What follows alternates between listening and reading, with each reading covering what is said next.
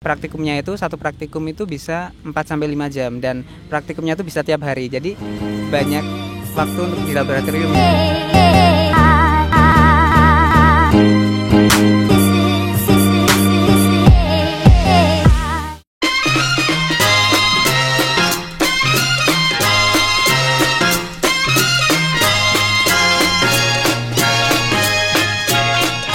Hai guys, selamat datang kembali di channelku dengan segmen Sweatchat.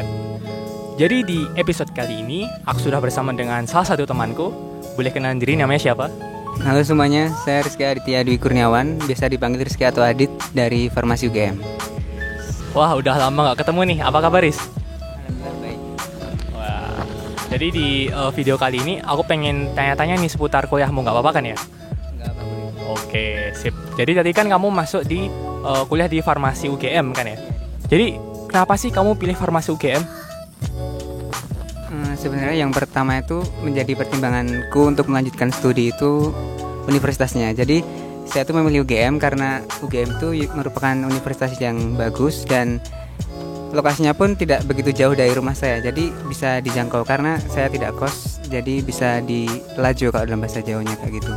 Kemudian kalau untuk farmasi sendiri itu saya pilih farmasi karena semenjak SMA itu saya tertarik atau kayaknya lebih suka ke bidang kimia gitu. Jadi saya coba cari-cari referensi di UGM kalau prodi yang erat kaitannya dengan kimia itu kan farmasi gitu. Jadi itu kenapa saya pilih farmasi UGM. Keren banget nih ya. Oh ya Riz, apa sih yang dipelajarin di Farmasi UGM? Kalau untuk yang dipelajari mungkin kalau perspektif orang-orang itu kalau dengar kata farmasi mungkin identik dengan obat-obatan gitu ya kalau orang-orang mikirnya. Ya itu memang benar, tapi sebelum masuk ke tahap peracikan obat atau yang lebih spesifik itu biasanya semester awal kayak aku semester 2 itu biasanya diperkenalkan dulu tentang basic-basic atau mata kuliah dasar yang ada di Farmasi UGM. Jadi kayak ada kimia dan biologi gitu. Untuk mata kuliah yang diajarkan di Farmasi UGM sendiri itu diklasifikasikan ke dalam 4 unit kalau tidak salah, ke 4 unit ya. Yang pertama itu unit 2. Unit 2 itu biasa disebut dengan Departemen Biologi Farmasi. Jadi Departemen Biologi Farmasi itu semua hal yang berkaitan dengan mata kuliah biologi itu ada di unit 2. Misalnya mata kuliah fitokimia, kemudian farmakognosi dan sebagainya. Kemudian selanjutnya itu ada unit 3. Unit 3 itu Departemen Farmasetika. Jadi semua hal yang berkaitan dengan peracikan obat itu ada di unit 3. Misalnya ada biofarmasetika dan farmasi fisik. Kemudian untuk unit 4 itu adalah unit yang mengajarkan mata kuliah basic atau dasar yaitu Departemen Kimia Farmasi. Jadi semua yang berkaitan dengan kimia, misalnya ada kimia farmasi dasar, analisis, kimia organik, biokimia dan sebagainya. Kemudian unit yang terakhir itu ada unit 5, itu adalah unit farmakologi dan farmasi klinik. Tapi untuk unit 5 itu biasanya didapatkan waktu semester atas. Soalnya itu mata kuliahnya terspesialisasi atau terspesifik. Jadi untuk farmasi yang semester-semester bagian atas. Contohnya itu misalnya kayak farmakoterapi, farmakokinetik, kemudian farmasi klinik. Jadi lebih ke penerapan dari farmasi gitu. Mungkin itu aja. Oh ya, ini kan kamu udah 2 semester kan ya kuliah di Farmasi UGM. Enak dan gak enaknya kuliah di Farmasi UGM apa sih? Mungkin dari enaknya dulu ya. Kalau yang enaknya tuh yang jelas yang pertama itu bisa merasakan gimana sih kalau buat obat itu. Jadi kayak melakukan praktikum langsung membuat obat itu mungkin kayak dulu saya kalau berpikirnya tuh Farmasi UGM pasti identik dengan obat. Kemudian untuk semester 2 ini ada praktikum peracikan obat gitu. Jadi kayak lebih bisa terjun langsung gimana caranya buat obat. Kemudian kalau yang kedua mengetahui lebih detail atau terperinci mengenai berbagai jenis obat, baik itu khasiat ataupun efek sampingnya. Kemudian yang ketiga itu ada bisa melakukan pertukaran mata kuliah dengan fakultas lain dalam satu klaster. Jadi kan kalau Farmasi UGM itu satu klaster medika dengan FKKMK kedokteran dan fakultas kedokteran gigi. Jadi kayak dulu waktu aku semester 1 itu saya dapat mata kuliah anatomi fisiologi manusia. Itu saya kuliahnya di kedokteran. Jadi mungkin nanti kedokteran juga pun ada yang kuliah di farmasi. Jadi kayak pertukaran beberapa mata kuliah tertentu untuk untuk mempererat kayak kolaborasi karena dalam ranah kesehatan itu harus saling bekerja sama gitu. Nah, kolaps antar satu jurusan dengan yang lain dalam satu klaster. Kemudian yang enaknya lagi itu lebih dominan ke eksperimen. Jadi kalau saya itu tipikalnya lebih suka praktikum daripada pembelajaran di kelas. Untuk yang farmasi UGM itu mungkin kalau di kelas itu hanya 1 atau 2 jam, itu soalnya hanya 1 SKS atau 2 SKS. Kemudian kalau di praktikumnya itu satu praktikum itu bisa 4 sampai 5 jam dan praktikumnya itu bisa tiap hari. Jadi banyak waktu untuk di laboratorium gitu. Gitu sih kalau enaknya di farmasi UGM. Kalau untuk mata kuliah praktikumnya sendiri itu ada berapa mata kuliah? Kalau mata kuliah yang ada praktikumnya itu ada, kalau semester 2 ada 5. Jadi 5 dari totalnya ada berapa mata kuliah? Totalnya ada 12 atau sekitaran itu. Hampir setengahnya itu praktikumnya. Kemudian untuk nggak enaknya itu kalau di farmasi UGM, jadi gini, misalkan kan saya tadi nggak kos ya di Lajo gitu. Jadi dari rumah itu misalnya kalau ada kuliah pagi itu kan berangkatnya lebih awal pastinya, itu pagi. Kemudian nanti misalnya ada kuliah sampai siang, kemudian ada praktikum dari siang sampai sore. Belum lagi kalau misalnya ada kegiatan tertentu seperti event atau organisasi itu bikin bisa sampai malam. Kemudian nanti waktu pulangnya itu kan sekitar 1 jaman. Di rumah nanti masih ada laporan praktikum, kan tiap praktikum harus ada laporannya kan.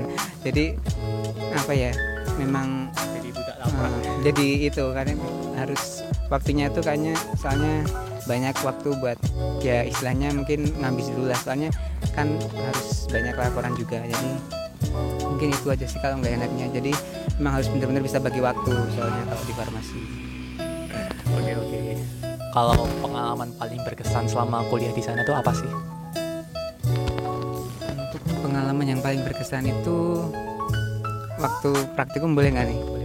Soalnya yang apa ya, waktu semester 2 tapi sebelum masa pandemi ini. Jadi waktu masih kuliah offline itu di sana itu ada praktikum wet lab farmaseutika, jadi pembuatan obat. Nah, pada praktikum farmaseutika itu kan dilaksanakan selama 2 jam. Itu 1 jam untuk praktikum dan yang 1 jam itu untuk post test atau penilaian hasil praktikumnya kepada dosen. Jadi teknisnya itu nanti masing-masing praktikan itu akan mendapatkan 1 meja untuk praktikum. Kemudian nanti praktikan mengambil bahan-bahan untuk membuat obat di rak bahan kimia. Kemudian dilakukan sesuai prosedur atau buku petunjuk. Ketika nanti mengerjakan praktikum itu ada asisten laboratorium atau dosen yang berkeliling untuk mengecek kinerja dari praktikan. Dalam waktu 1 jam itu soalnya harus bisa membuat 2 bentuk sediaan. Jadi kayak misalnya minggu ini itu dalam 1 jam harus bisa membuat misalnya bentuk sediaan kapsul dan suppositoria. Kemudian minggu depan misalnya pembuatan tablet dan juga sosio atau krim gitu. Jadi harus benar-benar dibutuhkan ketepatan dan juga kecepatan. Praktikumnya itu praktikum membuat obat gitu ya? Membuat bentuk sediaan obat ya, sediaan obat. Ada berbagai jenis sediaan obat dan itu dalam 1 jam itu harus membuat 2. Jadi satu sediaan itu dibuat dalam waktu setengah jam. Jadi emang kayak lomba apa ya, soalnya kayak diwaktuin juga, misalnya waktunya tinggal berapa detik gitu, terus dibilangin 10, 9, jadi kayak harus cepet-cepet gitu, terus belum nanti kayak pressure itu sih pengalaman yang paling berkesan, soalnya agak ya nggak bisa dilupain soalnya emang deg-degan banget. Oh ya nih, kalau untuk prospek kerja dari lulusan farmasi itu jadi apa aja ya? Kalau untuk prospek kerja itu yang jelas tuh farmasi identiknya dengan obat-obatan atau dalam ranah kesehatan. Misalnya bisa bekerja di apotek, misalnya kalau jadi apoteker, kemudian bisa bekerja di industri obat. Kan sekarang tuh banyak obat-obatan yang dibuat dari perusahaan yang bergerak di bidang obat. Kemudian bisa bekerja di kosmetik, misalnya kalau yang cewek-cewek kan banyak ceweknya farmasi, jadi bisa di kosmetik. Kemudian bisa di BPOM, misalnya analisis makanan dan juga analisis obat. Kemudian bisa juga menjadi peneliti seperti pada saat pandemi ini sih, bisa kolaps dengan researcher bagian kesehatan untuk menemukan obat baru, riset penelitian gitu. Kalau secara umumnya itu prospek kerja farmasi itu ada dalam 9 bintang kefarmasian sih. Dan start farmasis itu jadi yang pertama itu caregiver, kemudian ada communicator, kemudian ada leader, ada teacher, kemudian ada manager, ada long life learner, researcher, kemudian entrepreneur, dan yang terakhir itu ada decision maker. Jadi kayak udah terangkum secara umum di situ, tapi memang belum secara spesifik. Kalau spesifik nanti untuk prospek kerjanya itu kayak di semester 5 atau semester 7 itu nanti ada penjurusan.